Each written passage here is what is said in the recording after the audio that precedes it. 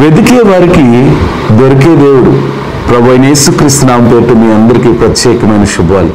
ఈ లోకంలో మతం ఏదైనా సరే ప్రతి మనిషి దేవుణ్ణి వెతుకుతా ఉంటాడు. కానీ దేవుడు ఎవరికి దొరుకుతాడు? కీర్తన గ్రంథం 53వ కీర్తన 2వ వచనం, వివేకము కలిగి దేవుని వెతుకువారు కలరేమో అని దేవుడు ఆకాశం నుండి చూచి నరులను పరిశీలించను. దేవుడు ఆకాశం నుంచి మనలను పరిశీలిస్తున్నాడు. ఎవరు ఆయనని వివేకము కలిగి వెతుకుతున్నారో ఆయన చూస్తున్నాడు.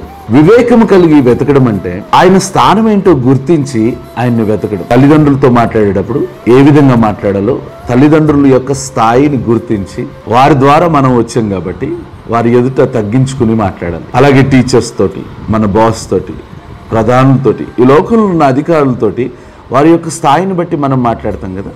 మరి దేవుని స్థాయిని గుర్తించి వివేచన బుద్ధి కలిగి ఆయన్ని వెతుకువారమై ఉండాలి. కీర్తనకారుడు అంటాడు, ప్రతి ఉదయం నేను ఆయన్ని వెతుకుతున్నాను. ప్రతి ఉదయము ఆయన్ని వెతకడం అనే మాటలో ఎంత అర్థం ఉందంటే, మనం లెగంగానే జనరల్ గా మన ఫోన్ చెక్ చేసుకుంటాం. మన వాట్సాప్ నోటిఫికేషన్స్, ఫేస్బుక్ నోటిఫికేషన్స్, ఎవరు మెసేజ్ చేశారు, నేను ఎవరికి మెసేజ్ చేయాలని వెతుక్కుంటాం. మరి అది మనకి ఎంతవరకు అవసరం అనేది మనకు తెలుసు కదా. దానికంటే చాలా ఉన్నతమైన అవసరం దేవుడు. దేవుడు లేకుండా మనం ఏది చేయలేము.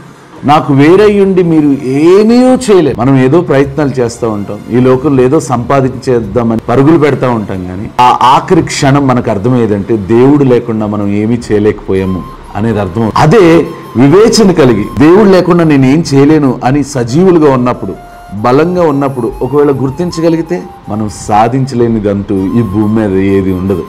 కాబట్టి వివేకము కలిగి దేవుణ్ణి వెతుకువారమై ఉందాం. ఆయన అన్ని విషయంలో అవసరమై ఉన్నాడు. ఆయన లేకుండా మనం ఏం చేయలేము అనే వివేచన కలిగి ప్రతి ఉదయము ఆయన్ని వెతికి ఆశీర్వదించబడదుము గాక. God bless you.